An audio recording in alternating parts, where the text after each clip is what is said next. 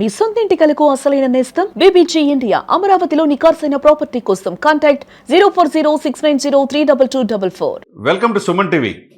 చరిత్ర తిరగరాస్తున్న దురంధర్ భారతదేశ చలనచిత్ర చరిత్రే కాకుండా ప్రపంచవ్యాప్తంగా ఈ సినిమా రిలీజ్ అయింది. రిలీజ్ అయ్యి 30 రోజులు దాటేతలకి దీని కలెక్షన్స్ 1300 కోట్లు. మామూలు విషయం కాదు. బాలీవుడ్లో కపూర్ ఫ్యామిలీ కావచ్చు, లేకపోతే ఖాన్ల ఫ్యామిలీ కావచ్చు, ఎవరికి రాని ఇది ఈ సినిమాకి దక్కింది. ఎందుకు చెప్తున్నానంటే బాలీవుడ్ను వేలుతుంది ఖాన్లు, సల్మాన్ ఖాన్లు, అమీర్ ఖాన్లు, వీళ్ళు, లేకపోతే కపూర్ ఫ్యామిలీ అంటారు. కానీ ఈ రోజున రణవీర్ సింగ్ నటించిన ఈ సినిమా ఆదిత్య ధర్ దర్శకత్వంలో ప్రపంచవ్యాప్తంగా రిలీజ్ అయ్యి నెక్స్ట్ లెవెల్ కలెక్షన్స్ చేస్తుందంటే మామూలు విషయం కాదు. దేశ రక్షణ, దేశ సార్వభౌమాధికారం, మన దేశ ఇంటెలిజెన్స్ వ్యవస్థ పటిష్టత, అజిత్ కుమార్ దోవల్ లాంటి రా ఏజెంట్ ఇతర దేశాల్లో ఏ విధంగా దేశాన్ని రక్షించే పనిలో ఉన్నారు. కాందహార్ ఫ్లైట్ హైజాక్ కాడి నుంచి పార్లమెంట్ దాడి కావచ్చు, ముంబై దాడులు కావచ్చు, ఎందుకు శత్రు దేశం పాకిస్తాన్ లాంటి దేశాలు మన మీద దాడి చేస్తున్నాయి అని కళ్ళకు కట్టినట్టుగా సంభాషణలో రియల్ స్టోరీగా ఈ సినిమా మనం చూశారు.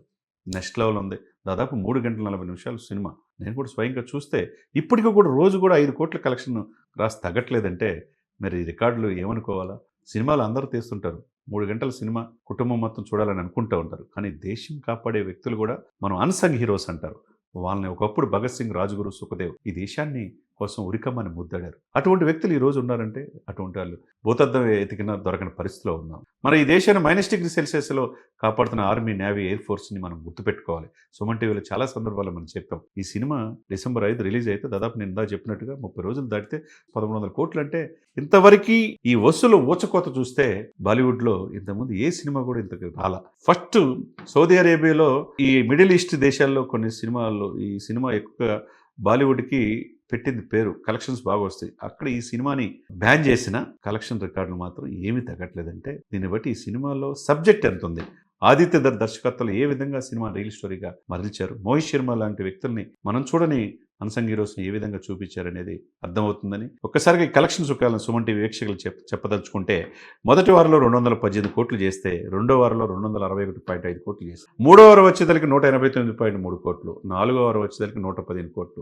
ఐదో వారం, ఆరో వారం కట్ చేస్తే ఇక ఎంత కలెక్షన్స్ 2000 కోట్లకి రీచ్ అవుతుంది అనడంలో ఎటువంటి అతిశక్తి లేదు. మరి సినిమాలు అందరూ తీస్తుంటారు, ఆస్కార్ రేంజ్కి ఎదగాలనుకుంటారు, నేషనల్ ఫిల్మ్ఫేర్ అవార్డులు సాధించాలనుకుంటారు. దీంట్లో పనిచేసిన ప్రతి ఒక్కరు రణవీర్ సింగ్తో పాటుగా సంజయ్ దత్ కావచ్చు, మాధవన్ అజిత్ కుమార్ దోవల్ పాత్రలో ఆయన నటించాడు.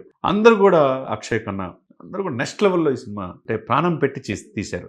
కాబట్టి ఈ రోజున ఇంత రికార్డులు క్రియేట్ చేస్తుంది. ఇలా చెప్తున్నట్టు వసూలు ఓచుకోత భారత్లో 834.40 కోట్లు నెట్ వసూలు చేసిందంటే హిందీ సినిమా చరిత్రలో ఇది ఫస్ట్ పిక్చర్. కాబట్టి బాలీవుడ్కి ఏ ఖాను, ఏ గఫూర్లు కంటే వాళ్ళకు మించిన వాళ్ళు ఉన్నారు అనేది రణవీర్ సింగ్ ద్వారా ఈ సినిమాలో మనకు అర్థమవుతుంది. ఏదైనా కానీ సినిమాలు అందరూ తీస్తూ ఉంటారు, కానీ మన చరిత్ర, మన దేశ రక్షణ, మన ఆర్మీ, నేవీ, ఎయిర్ ఫోర్స్లో ప్రాణాలు సైతం పణంగా పెట్టి ఇతర దేశాల్లో వాళ్ళ యొక్క రహస్యాలు తెలుసుకొని ఈ దేశాన్ని కాపాడటం ఎలా అనేది ఈ సినిమాలో మనం చూడవచ్చు అనమాట. ఇటువంటి సినిమాలు మరిన్ని రావాలి, చరిత్రలు నిలిచిపోవాలని మనం అందరూ కోరుకోవాలి. ఎందుకంటే ఈ సినిమా చూసాం, తర్వాత పార్లమెంట్ అటాక్, మన దేశం సార్వభౌమత్వాన్ని, మన ఇంత గొప్ప దేశాన్ని 145 కోట్ల మంది జనాభా ఉండి ఆర్థికంగా జపాన్ కూడా దాటి ఇప్పుడు 4th ప్లేస్లో మనం వచ్చామంటే రాబోయే 3 సంవత్సరాలు జర్మనీని కూడా దాటి అమెరికా, చైనా తర్వాత 3వ ప్లేస్లో మనం వస్తున్నామంటే ఎంత దృఢమైన ప్రభుత్వాలు సెంటర్లో ఉన్నాయి. మోదీ గారి యొక్క ఇదిలో ఆర్థిక సంస్కరణ, నిర్మలా సీతారామన్ గారి మార్గదర్శకత్వంలో ఈ దేశం ఒకవైపు ఆర్థికంగా ముందుకెళ్తుంది. ఫాస్టెస్ట్ డెవలప్మెంట్ కంట్రీగా ప్రపంచంలోనే భారతదేశం ముందు వరుసలో ఉంది. అదే సమయంలో శాంతి భద్రతలు కాపాడాల్సిన బాధ్యత ఆర్మీ, నేవీ, ఎయిర్ ఫోర్స్ ఉంది. వాళ్ళు ఎంత ప్రాణాలు సైతంగా అమరులై కీర్తి చక్ర, శౌర్య చక్ర అవార్డులు పొందుతున్నారు. వాళ్ళు మన దేశానికి సేవ చేస్తుంది అనేది ఇటువంటి సినిమాలు చూస్తే కానీ మనకు తెలియదు. కాబట్టి దురంధర్ అనే సినిమా చరిత్ర తిరగరాయటమే కాదు, చరిత్ర అనే పాఠ్యపుస్తకాల్లో మన బిడ్డలు కూడా చదువుకునేటట్టుగా మనం చూడని హీరోల్ని చూపిస్తే ఇంకా బాగుంటుంది అనేది అందరి అభిప్రాయం. ఇటువంటి సినిమాలు మరిన్ని రావాలని మనం కూడా ఆకాంక్షిద్దాం.